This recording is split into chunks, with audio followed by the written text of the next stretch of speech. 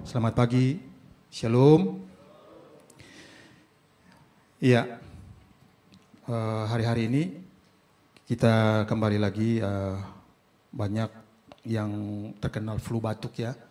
Jadi kita masing-masing kita menjaga kesehatan kita. Hampir 2 minggu kemarin sebelum kita Natal itu saya udah agak radang-radang gitu.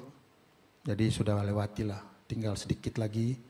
Mungkin 2 hari lagi udah selesai ya. Jadi kita harus saling menjaga supaya jangan kita saling memberikan dampak yang tidak baik bagi orang-orang yang di sekitar kita. Amin.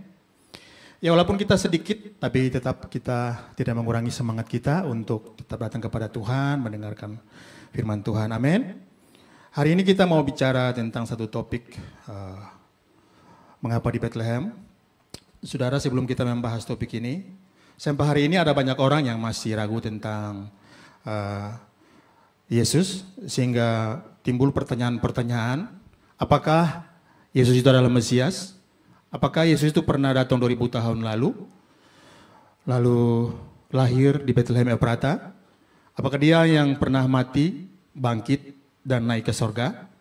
Apakah dia adalah Tuhan dan Juru Selamat? Apakah dia adalah hakim yang adil itu, yang akan menghakimi semua manusia? Apakah dia yang akan datang sebagai Raja? Lalu apakah kita harus dengan pertanyaan-pertanyaan itu, kita harus menelitinya dari sumber-sumber yang ada di luar sana? Karena di luar sana ada banyak sumber-sumber, ada beberapa sumber dari kepercayaan lain, dari buku yang lain, yang sedikit menyinggung tentang Yesus itu. Tapi dengan tegas dari tempat ini saya mau mengatakan, kita tidak perlu mencari sumber-sumber yang lain. Karena Alkitab, dari kitab Kejadian sampai kitab Wahyu, semuanya sudah menjelaskan dengan lengkap tentang pribadi Yesus. Jadi kita tidak perlu mencari siapa Yesus dan mengapa dia harus lahir di Bethlehem. Karena saya percaya dengan bukti-bukti arkeolog mendukung kesaksian Alkitab untuk kita bisa percaya kepada Tuhan Yesus. Amin. Dan hari ini berkaitan dengan kelahiran Yesus, saya mau mengajak kita melihat mengapa di Bethlehem, mengapa Yesus lahir di sana. Apakah kaitannya dengan Yesus, dengan kota Bethlehem ini, saudara? Yang pertama, saudara, kalau kita bicara tentang Bethlehem, kita harus lihat dulu letak Bethlehem itu ada di mana. Kalau kita lihat di sini, saudara, Bethlehem itu sekarang ada di wilayah Palestina, ya. Sekarang ada di wilayah Palestina, jadi kurang lebih 10 km dari Bethlehem ke arah timur ya, atau ke arah timur. Jadi letaknya kurang lebih 10 km di ketinggian 765 meter atau 2.510 kaki di atas permukaan laut. Nah, itu sekilas tentang biografinya. Kalau kita berbicara tentang Bethlehem juga, kita akan temukan pertama itu adalah kita lihat bahwa bagaimana Rahel istri Yakub pertama kali melahirkan anaknya yang kedua di kota Bethlehem Efrata. Jadi ketika dia melahirkan anaknya Benjamin dengan susah payah, dan ketika itu Rahel juga meninggal di sana, ya, meninggal di sana dan dikuburkan di sana. Itu kalau kita lihat tentang Bethlehem. Kalau kita bicara tentang kota Bethlehem, kalau kita lihat Alkitab, pertama diungkapkan itu kurang lebih tentang kisah anak manusia atau kita sejarah perjalanan Israel ada di sana, ya. Yang berikutnya, Bethlehem tempat yang diberkati. Mengapa? Bethlehem adalah salah satu wilayah yang diberikan kepada anak-anak Yakub, yaitu kepada suku Yehuda. Jadi sana tempat diberkati. Kita lihat di sana, kita dapat lihat bahwa cerita Ruth di sana. Ada seorang yang bernama Naomi dengan keluarganya. Dia dan suaminya Elimelek dan kedua anaknya Mahlon dan Kilion. Mereka ketika ada kelaparan di Bethlehem Efrata, lalu mereka meninggalkan Bethlehem, lalu mereka pergi ke Moab. Kurang lebih Moab itu harus memutari Laut Mati ya saudara, dia harus memutari begini. Jadi kalau saya lihat kurang lebih sekitar ratusan kilometer. Jadi karena kelaparan Naomi pergi ke Moab, meninggalkan Bethlehem. Tapi apa yang terjadi ketika sampai di sana tidak lama kemudian, suaminya Elimelek meninggal di sana, di Moab. Lalu 10 tahun kemudian kalau kita lihat cerita itu di dalam kitab Rut, 10 tahun kemudian kedua anaknya itu mengambil perempuan-perempuan Moab, ya, Orpa dan Rut, lalu mereka mengawini mereka, tapi kemudian mereka meninggal sebelum mereka memiliki anak. Ya, jadi mereka meninggal di sana. Jadi Naomi dengan keluarganya itu yang tersisa hanya Naomi. Lalu Naomi mendengar kabar bahwa Tuhan sudah memperhatikan umat Tuhan yang ada di Bethlehem Efrata, sehingga dia bergegas pulang ke Bethlehem Efrata. Dan ketika dia pulang, yang mengikuti dia adalah menantunya Rut, sedangkan Orpa tetap tinggal di kota Moab. Apa yang terjadi ketika dia kembali ke sana, saudara? Rut diberkati di Bethlehem. Ya. Tentunya Naomi pulang ke sana. Jadi ketika Naomi dan Rut pulang ke sana, Naomi diberkati, lewat Rut lah Tuhan memberikan Daud raja Israel. Jadi Rut ini menantunya Naomi menikah dengan Boas, rumpunnya suaminya Elimelek atau keluarganya Elimelek yang harus mengambil dia sebagai istri. Boas melahirkan Obed, Obed melahirkan Esai, dan Esai melahirkan Raja Daud. Jadi di Bethlehem lah Raja Daud juga dilahirkan dan dibesarkan. Ya. Ini kurang lebih itu Bethlehem di atas, lalu Moab di bawah. Ya, saudara. Nah, saudara, ketika Rut pulang, waktu itu saya sedikit kupas di sini. Ketika Rut pulang, ketika dia sampai di Bethlehem, lalu orang mengatakan begini, Rutkah itu? Lalu Rut berkata begini, jangan katakan aku adalah Rut. Karena Rut itu, Naomi katakan jangan katakan aku Naomi. Karena Naomi itu artinya manis, ya, atau yang tercinta. Katakan saja aku marah, karena marah itu artinya pahit. Situ, karena Tuhan telah memperhatikan umatnya dan ia memberikan makanan kepada mereka, ya. Jadi katakan saja pahit, karena Naomi tidak menemukan apa yang dia cari di Moab. Yang dia dapat adalah kepahitan dalam hidupnya. Inilah yang terjadi di dalam diri Rut, ya, atau Naomi. Jadi saudara, makna rohaninya apa? Kalau kita lihat yang terjadi dengan Naomi ini, saudara, yang dia bagaimana dia ketika di Moab, suaminya mati, kedua anaknya juga ikut meninggal, lalu dia kembali pulang dengan tangan hampa. Makna rohaninya bagi kita begini, saudara. Kita tidak perlu takut dengan apapun. Karena baik miskin maupun kaya, kita semua akan dihadapkan dengan yang namanya krisis. Baik itu kelaparan, baik itu krisis keuangan, baik itu bencana alam, baik itu wabah penyakit yang baru kita lewati beberapa tahun lalu. Kita semua akan menghadapinya. Namun kita tidak perlu takut. Karena Tuhan berjanji dia akan menyertai kita dan akan menolong kita. Karena pencobaan-pencobaan yang kita alami adalah pencobaan-pencobaan yang biasa, yang tidak melampaui kekuatan kita. Jadi kita tidak perlu takut seperti Naomi dan keluarganya ketika dia takut. Dan ternyata yang terjadi dengan Naomi, saudara, ketika dia pulang ke Bethlehem Efrata itu, yang pergi sendiri hanya Naomi. Kalau saya perhatikan dari cerita Naomi ini, saudara. Umat Allah lain tidak pergi meninggalkan Bethlehem, hanya Naomi dan keluarganya yang sendiri merasa takut. Dalam pengertian bahwa umat Allah yang lain merasa bahwa mereka harus tetap tinggal di sini karena mereka punya iman percaya bahwa Tuhan akan tetap memelihara dan bertanggung jawab atas hidup mereka. Begitupun kita, saudara, jangan sampai kita salah mengambil keputusan seperti Naomi sehingga yang kita terima bukanlah kebaikan tetapi kepahitan dalam hidup kita. Karena itu jangan pernah takut. Karena Tuhan akan selalu menyertai kita. Amin, saudara. Ya, kita lihat selanjutnya. Di Bethlehem lahir seorang raja besar. Ya. Tetapi engkau, hai Bethlehem Efrata, hai yang terkecil di antara kaum-kaum Yehuda, daripadamu akan bangkit bagiku, bagi Tuhan maksudnya, seorang yang akan memerintah Israel. Yang permulaannya sejak purbakala, sejak dahulu kala. Nah, di Bethlehem Efrata ini, saudara, Yesus lahir di sana. Kalau hari ini kita di ruangan ini, kita penuh dengan ornamen-ornamen yang begitu indah, yang begitu bagus, lampu-lampu yang begitu indah. Tapi tahukah saudara, ketika Yesus lahir di Bethlehem Efrata, tidak ada secerca lampu, mungkin mereka menyalakan obor, Dan dia lahir di kandang domba. Dia lahir di kandang domba, saudara.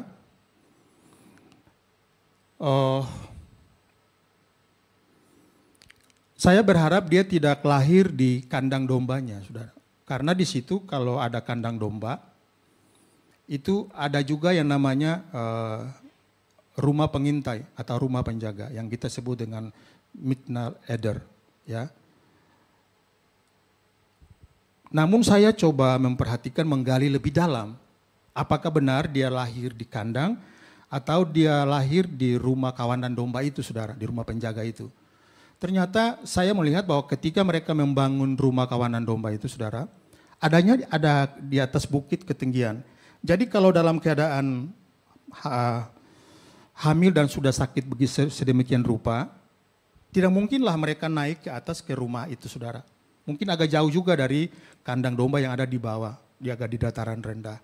Karena tidak mungkin hanya ada satu kandang domba, karena di situ kan tempat domba-domba dikumpulkan, saudara. Jadi kemungkinan besar banyak kandang domba, jadi tidak mungkin mereka merambat naik ke atas.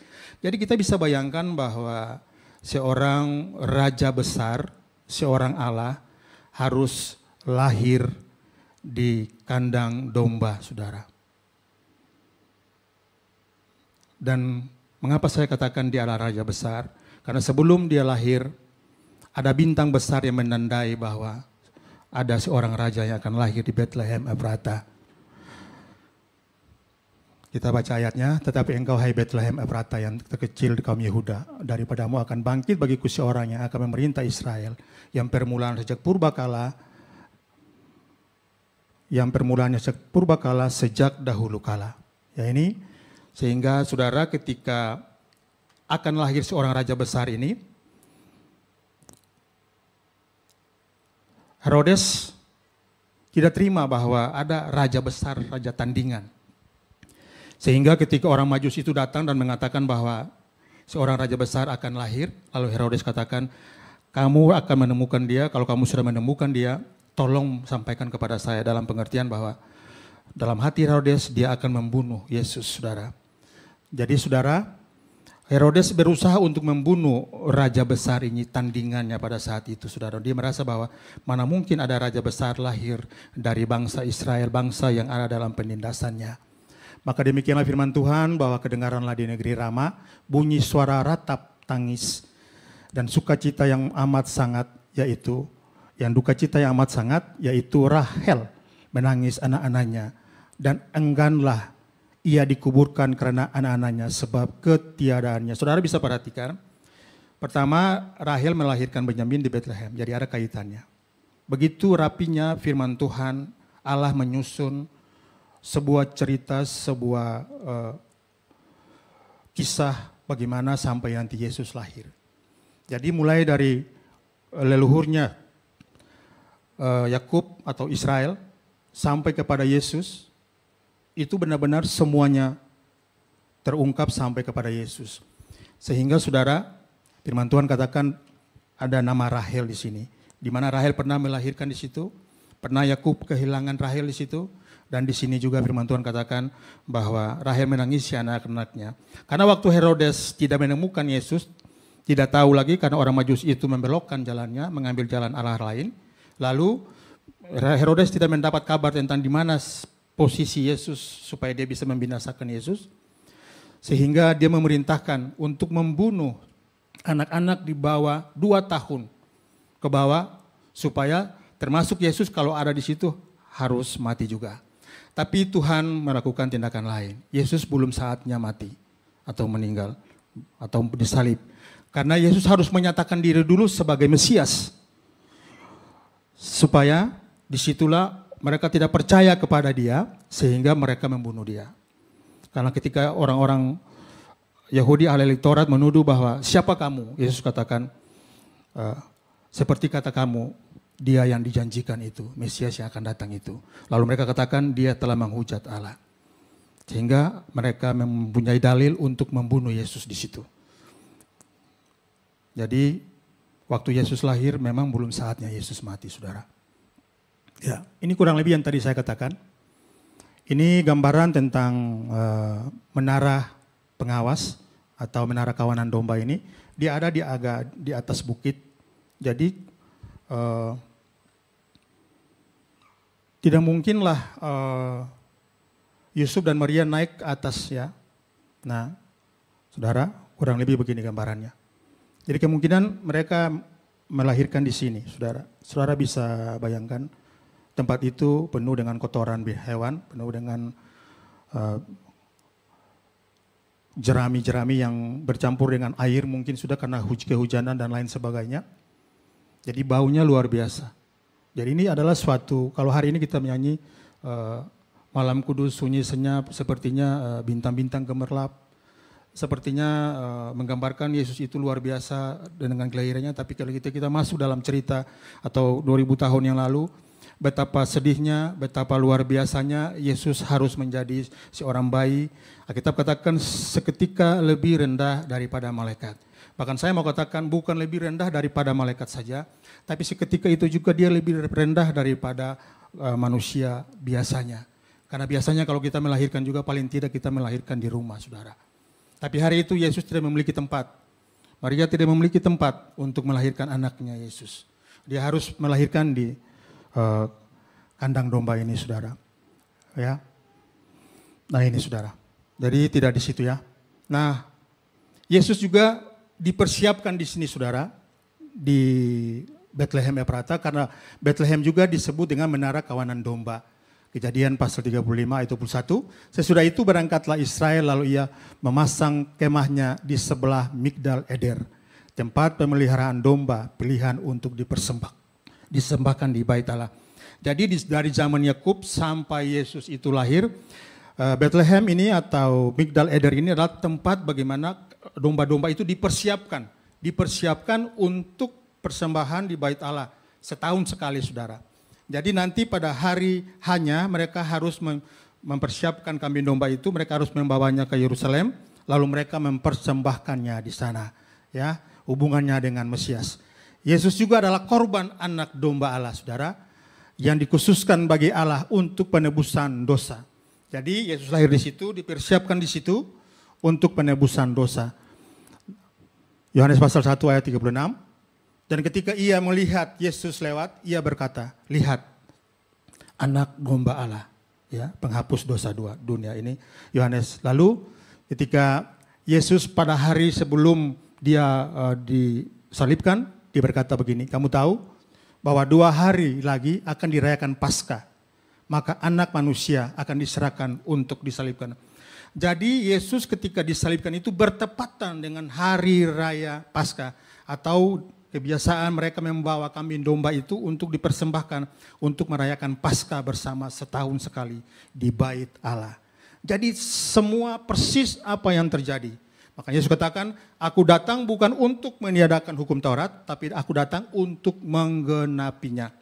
Ya, jadi disitulah tepat 2 hari sebelum hari raya Paskah, ya, lalu Yesus ditangkap sesudah itu. Jadi tepat pada hari raya Paskah, Yesus disalibkan, saudara, seperti yang dilakukan oleh bangsa Israel.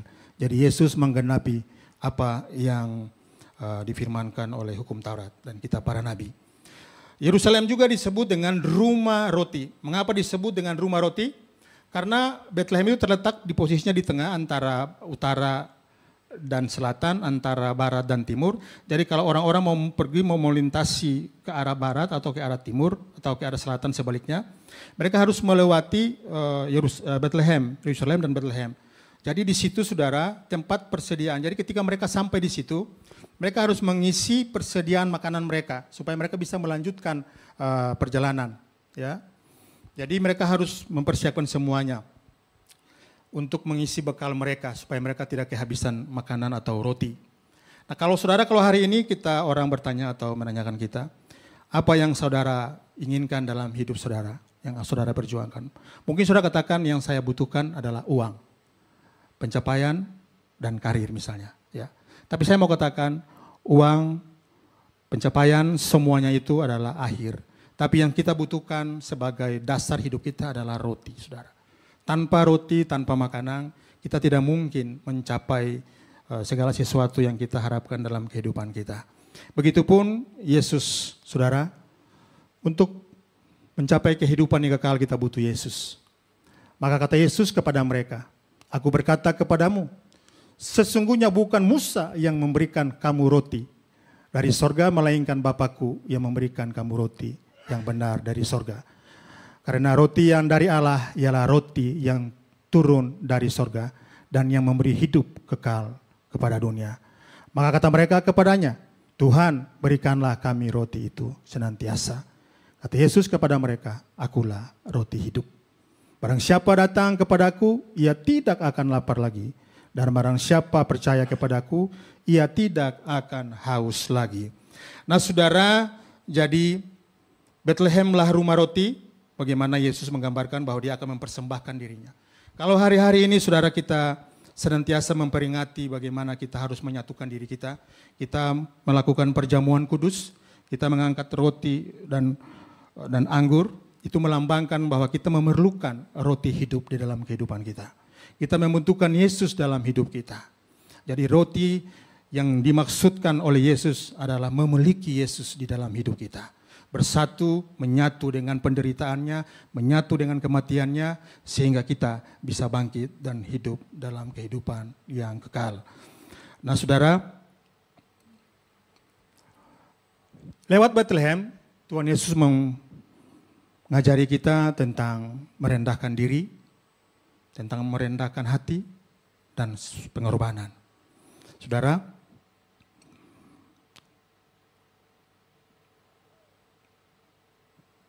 tanpa kita memaknai arti Bethlehem yang terjadi di sana, Yesus lahir di sana saudara, kita tidak mungkin ada hari ini saudara.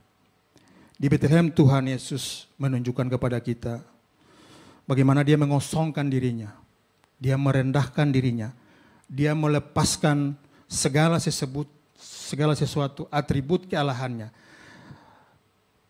demi untuk kita saudara. Kalau dia mempertahankannya, bisa dia mempertahankannya. Tapi ketika Petrus katakan, "Tuhan jangan." Mau pergi ke Yerusalem, Petrus katakan, "Tuhan jangan." Karena Yesus bilang, "Aku pergi ke sana untuk menyerahkan diriku." Petrus menghalanginya. Dan dia katakan, "Hai iblis, enyahlah." Karena memang tujuan dia datang adalah untuk memberikan dirinya, mengosongkan dirinya dari kealahannya, direndahkan serendah-rendahnya, supaya dia boleh mati bagi kita. Jadi saudara, hidup kita hari ini, bagaimana kita bisa mencontohkan Yesus. Jadi bicara tentang hari Natal, bicara tentang Bethlehem, adalah sebuah gambaran bagaimana Yesus yang adalah Raja segala Raja, Tuhan di atas segala Tuhan, boleh datang dan merendahkan dirinya bagi kita. Mengosongkan dirinya, mati bagi kita, dan mau supaya kita mendapat kehidupan yang kekal. Oleh karena itu saudara, Bethlehem di sini mengajarkan kita bagaimana kita bisa melihat orang-orang yang ada di sekitar kita. Mereka membutuhkan pengorbanan kita. Mereka membutuhkan kerendahan hati kita. Kalau saudara, kita melihat mereka membutuhkan kita, tetapi kita mempertahankan harga diri kita, mempertahankan ego kita, sehingga kita melihat mereka dan kita tidak bisa menolong mereka. Kita tidak bisa membantu mereka, memberikan jalan keluar bagi mereka, menyatakan Kristus bagi mereka. Dan Yesus ingin kita lakukan itu dalam kehidupan kita. Kita mau hidup dengan rendah hati dan mau berkorban bagi orang lain. Dari Bethlehem juga saudara, kita mendapatkan damai sejahtera daripada Tuhan. Kemuliaan bagi Allah di tempat yang maha tinggi, kata para malaikat, dan damai sejahtera di bumi di antara manusia yang berkenan kepadanya. Jadi saudara, dari Bethlehemlah damai sejahtera Allah dilepaskan bagi bumi ini saudara. Dan bagi gereja Tuhan hari ini. Damai sejahtera itu dilepaskan bagi saudara dan saya. Bagi keluarga saudara. Bagi hidup saudara. Damai sejahtera itu dilepaskan dalam hubungan suami istri. Damai sejahtera itu dilepaskan dalam hubungan seorang anak dan orang tua dan anak. Damai sejahtera itu harus terjadi. Jadi ketika kita ada di dalam suasana Natal ini saudara, baiklah kita mempergunakan suasana Natal ini sebagai hari rekonsiliasi di dalam keluarga kita. Percuma kita katakan di sini, hai mari berhimpun dan bersukaria, tetapi kita tidak pernah berhimpun dan bersukacita di dalam keluarga kita. Kita tidak pernah bisa menciptakan damai Natal di dalam keluarga kita. Kita tidak bisa menurunkan damai sejahtera bagi keluarga kita, bagi anak-anak kita. Kemarin saya bercakap-cakap dengan seorang hamba Tuhan. Lalu dia katakan kepada saya bahwa di hari Natal biasanya di hari tanggal 25, biasanya dia katakan tidak ada gereja dalam komunitas saya. Lalu dia katakan bahwa di hari Natal dia pergi dengan keluarganya, berkumpul dengan keluarganya. Ada momen-momen di mana saatnya juga di hari Natal dia berbagi kasih dengan orang-orang yang di sekitarnya. Karena satu ketika hari Natal orang tuanya biasanya itu membuat ibadah Natal di rumah mereka. Dan yang terjadi setiap kali ibadah Natal dibuat, rumah mereka dilempari dengan batu. Karena orang-orang sekitar situ tidak suka dengan keberadaan perayaan Natal di situ. Lalu hamba Tuhan itu katakan kepada orang tuanya, untuk tahun depan, coba kita di hari Natal kita nggak perlu bikin ibadah, tapi kita bikin kegiatan bakti sosial kesehatan. Orang tuanya pertama nggak terima, tapi berpikir kemudian orang tuanya terima. Lalu orang tuanya itu saudara, akhirnya setuju mereka melakukan bakti sosial. Dan mereka melakukan bakti sosial bagi lingkungan mereka. Ya. Mereka bakti sosial, mereka lakukan panggil dokter dan sebagainya. Melakukan praktek kesehatan di situ saudara. Dan ternyata orang-orang di situ antusias datang untuk berobat dalam bakti sosial kesehatan itu saudara. Akhirnya di tahun kemudian mereka bikin acara yang lain lagi. Dan ketika tiba saatnya orang tua katakan begini, coba sebelum kita melakukan bakti sosial di lingkungan ini, kita terlebih dulu bikin ibadah singkat. Dan ketika mereka bikin ibadah di rumah mereka, tidak ada lagi rumah mereka itu yang dilempari dengan batu, saudara. Jadi saudara, Natal itu mengajari kita bagaimana kita berbagi kasih. Karena kasih Allah itu sudah turun atas kita.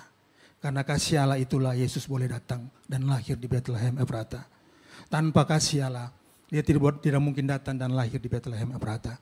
Dia menjadi domba yang akan disembelih. Dia memberikan dirinya sebagai roti hidup bagi kita. Bagaimana kita memberikan diri kita sebagai berkat bagi orang lain, bagi keluarga kita. Begitupun saudara, damai sejahtera itu akan turun dalam bisnis kita, akan turun di tempat ini, di gedung ini. Ketika kita memahami bahwa kita adalah anak-anak Tuhan yang sudah diberikan damai sejahtera bagi hidup kita. Sehingga bisnis kita, pekerjaan kita akan disertai dengan damai sejahtera. Yang ketiga, saudara, damai sejahtera akan menyertai kita dalam kehidupan sosial kita. Bukankah di dalam kitab Nabi Yesaya pasal 52 bahwa kita adalah lentera, kita adalah pusat solusi, kita adalah rumah Tuhan. Orang-orang akan datang dan naik ke rumah Tuhan. Di situ Yesaya menggambarkan bahwa kita sebagai rumah Tuhan, bahwa akan tiba saatnya semua orang akan naik ke gunung Tuhan untuk menyembah Tuhan. Bagaimana mungkin orang mau naik ke gunung Tuhan, datang kepada Tuhan tanpa kita pergi dengan damai sejahtera daripada Tuhan. Ketika kita pergi dengan damai sejahtera, maka hubungan sosial kita dengan sesama kita akan semakin baik. Orang-orang akan menyukai kita, orang-orang akan rindu dengan kita. Ketika ada masalah, mereka pasti mencari kita. Karena mereka tahu kita bisa membawa damai di dalam masalah mereka. Kita bisa menyelesaikan, kita bisa memberikan solusi di dalam kehidupan mereka. Kalau hari ini kita tidak bisa memberikan solusi bagi keluarga kita, bagi orang-orang yang ada di sekitar kita, bagaimana mungkin kita bisa menjadi damai bagi orang lain? Jadi lakukan itu dulu saudara. Kalau kita saat ini nanti pada tanggal 25 bersama-sama di seluruh dunia orang-orang percaya, kita sudah merayakannya hari kemarin, tapi serempak nanti akan dilakukan oleh yang lainnya pada tanggal 25 perayaan besar bahwa damai sejahtera turun ke bumi. Damai sejahtera turun ke bumi. Natal ada di tengah-tengah kita. Itu akan dirasakan oleh orang-orang yang ada di sekitar kita. Jadi tidak hanya slogan, tidak hanya perayaan rutinitas, tidak hanya perayaan yang biasa-biasa saja, tapi perayaan yang memang benar-benar kita maknai, kita lakukan di dalam kehidupan kita. Itu yang Tuhan inginkan dalam kehidupan kita. Saudara, jadi terakhir kata, biarlah damai Natal yang sudah dilepaskan oleh Tuhan lewat para malaikatnya di Bethlehem Efrata kepada para gembala itu dan para semua orang yang di tempat itu. Saya percaya dengan iman kita menerima damai sejahtera Natal yang sudah dilepaskan 2000 tahun lalu ke seluruh bumi. Hari ini ada di kehidupan kita, ada di keluarga kita, ada di antara kita sampai Tuhan Yesus datang. Amin.